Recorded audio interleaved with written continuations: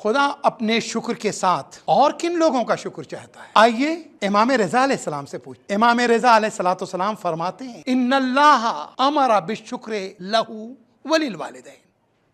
बेशक अल्लाह ने जब अपने शुक्र का हुक्म दिया तो साथ ही साथ वालिदैन के शुक्र का हुक्म दिया। फमन लम यशकुर लिल वालिदैन, और जिसने अपने वालिदैन का शुक्रिया नहीं अदा किया, लम यशकुरिल्लाह, उसने अल्लाह का शुक्रिया भी नहीं अदा किया। खिसाल पेज 156।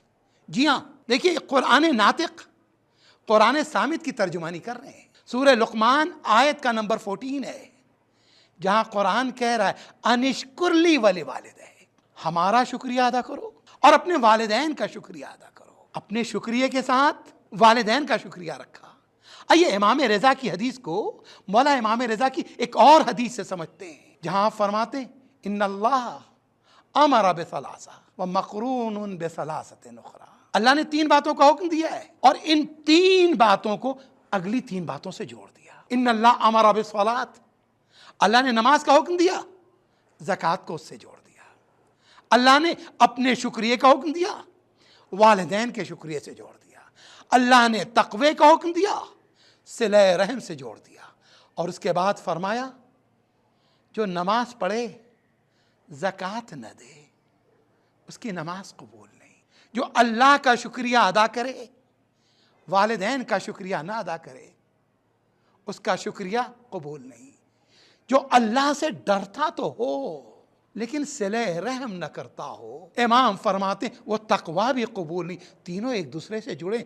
ये पहली 3 चीजें, नमाज, खुदा का शुक्र, तकवा, यह हक़्क़ुल्लाह है, और उसके बाद ज़कात, वालिदैन का शुक्रिया, सिले रहम, यह हक़्क़ुन्नास है। जब तक हक़्क़ुन्नास अदा नहीं होगा, अल्लाह इस हक़ को कबूल नहीं करेगा। इमाम रज़ा की एक और हदीस, ताकि वालिदैन को समझें, उनके मकाम को समझें।